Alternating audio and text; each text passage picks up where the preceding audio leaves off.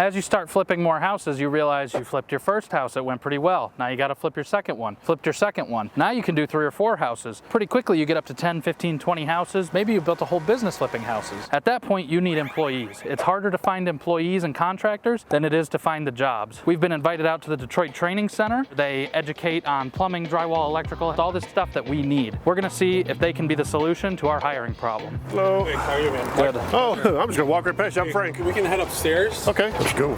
So this is actually a huge warehouse. You can just see how big this facility is. I mean, we're only in one corner of it looking at a couple different things they teach, but this is a massive shop. And to add, this is the second story, so there's a whole first floor below this that we'll get to in a minute. So as we walk in the room here, it was really cool to see that they have a lot of these different skill sets laid out for us to look at. This first one here is masonry. Masonry is a super valuable skill, especially in and around Metro Detroit. So much of this stuff is so old that almost every house is either brick or stone. So if you have the ability to put back brick and stone straight and flat and level, that's a huge paying skill in this area. Here they've got an arched brick masonry setup. That's what you see on a lot of higher end properties that make it look really good, is all the arches and twists and turns in the brick. And that's another super valuable skill, especially in Metro Detroit. As we come over to this area here, you can see that they've taught them how to install windows, how to trim and frame them out. Windows are very expensive. And this is something me and Frank have discussed doing ourselves. Get a warehouse and just fill it with all these different tester type things where we can train and teach people how to do it while not being on the job. As we come over to this board they've got here, you can see that they've written out all the different measurements, all the terminologies. They've drafted up what the structure is supposed to look like in the end. This is a very important part of the process. If you can't make and communicate an effective plan for the guys to do, you're gonna have a hard time getting anything to come out looking right because nobody knows what they're building. And this is another practical skill that people don't really talk about. If you look at this whiteboard over here, they've got all the different aspects of a roof laid out, the different terminologies, the way things should be built. Over here they've got an actual roof. It's obviously not to scale, but the fact that they've got this in their warehouse that they can just try on and take the stuff off, put it back on, redo anything, deconstruct, reconstruct, that's an awesome way to teach people hands-on without them having to learn on the job.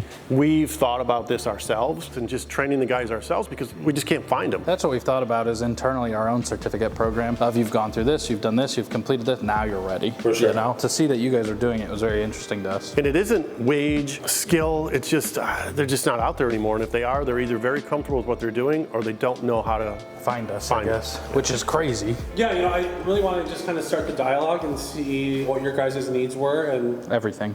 everything. Okay.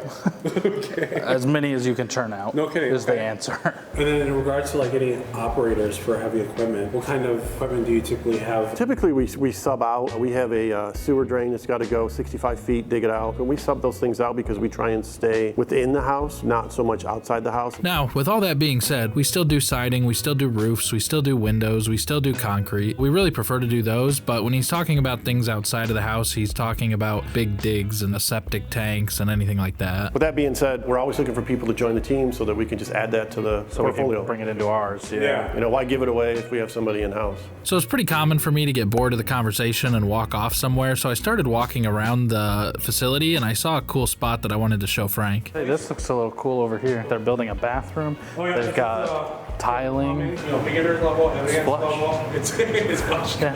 If you can come in and put straight tile with good lines, clear grout lines, make it look really good and it's all flat, smooth, flush, level, whatever you want to call it, people really pay for that because tile is basically how you put a higher end design on a kitchen. Tile is where you can really show some creativity. No, this is super cool. I mean, the fact that they can just come mess it up on not their own house. I mean, look at this. Shower, toilet, vanity. Here they've got a mocked up bathroom too, which is pretty cool. They've got the diverter, they've got the toilet, they've got some other things in the wall, the hot cold lines. It's pretty good for somebody to be able to get hands-on training on these things when they're not live leaks. So someone can come in here and set a toilet, set a hot water tank, set a vanity, set a tub or a shower or the fixtures or the diverters or whatever it is. And the ability to practice on this stuff while it's not actively flooding the bathroom, it's making it a little easier on the students and they can train them in a controlled environment is a huge deal. Well, you guys have multiple active sites going right now. Oh, yeah. Oh, God, yeah. So So we've got 7,000 units we're responsible for. Okay. And we're growing leaps and bounds, so there's a lot of opportunity. You know, what you can't teach is that go get it attitude. Yeah, that hustler mindset is where Because we're we walk having into an some issue. bad situations like this and be like, okay, well, this has got to come off, back to stud, I got to drywall it, I got to insulate it to code, and you may be on your own. You walk in, I'm like, hey, go fix that wall, this is what it pays, and you walk in and go, well, there's varying degrees, you know. You got to be comfortable All skill levels, in your though. skin, you got to be comfortable with what you're touching. You guys want to go look at the classrooms downstairs? Yeah, sure. All right, come on. So now we're headed over to the other side to check out more of the classroom lecture style learning rooms. If you like this video, make sure to like and subscribe. This is awesome. I mean, this is a great space. Like, we were just talking about Tyvek. On our way to the next section of the building, I saw a few more things that I thought were worth mentioning. They've got Tyvek wrapped around this. Basically, that's what you put under your siding on most homes. So they're teaching people how to weatherproof the exterior of this house so that they can then come put their siding over it. Another thing you'll see here is on this side of the wall, they've cut the drywall up 2 feet. Typically, when a basement floods, the drains in the basement will at least release enough water that it won't flood the whole basement. So what you'll have is about 1 foot to 2 foot of water, and you'll cut out all the drywall, all the insulation, anything you had there up to that 2 foot line. So you'll replace the electrical, you'll replace the drywall. That's what's called a flood cut. So this is kind of like the hands-on lecture side of it, and this is our OSHA classroom. They're probably bored out of their minds. So OSHA is an Occupational Safety and Health Administration. They're basically the ones that make sure that when you're on a job site, you're being safe, you're being healthy, and you're not taking any unnecessary risks. It's pretty mind-numbing stuff, and that's why most people are just bored by it. Lecture-based, 8 hours. It's awesome. They'll get material to study. There's always an exam at the end of it just to make sure they understand the material. Our computer lab, it's meant for, resource for them to come in, work job board, finesse their resume more. Kind of just a resource for them to have always, no matter what. So what is this, and how do we get on this? That is a hot jobs lead, so basically... You could leave us up there full time. We could literally be on it 24/7. I Okay. literally called somebody yesterday. He was leaving a job. He said, where are you? I'm 15 minutes from you. Within 25 minutes, we were interviewing him. Within 35 minutes, he was hired. That's great. I mean, it's kind of how things happen nowadays. But Would you guys be open to coming in 100%. as like a graduation spotlight of like, hey, these are grads that have graduated the program, and just 100%. talk about, hey, this is what we do, this is what we're looking for. yeah, I mean, if you even want to do a field 100%. trip, come out to one of the properties. We Yeah, can do that take them too. on that's a site, great idea, yeah. whatever you want to do. So who here's right now that's looking for a job? This guy. Actually, we can go into the OSHA program, and you guys want to say hello real quick? Yeah, we'd love to. Hi, Tracy, can I interrupt for a second? Sure.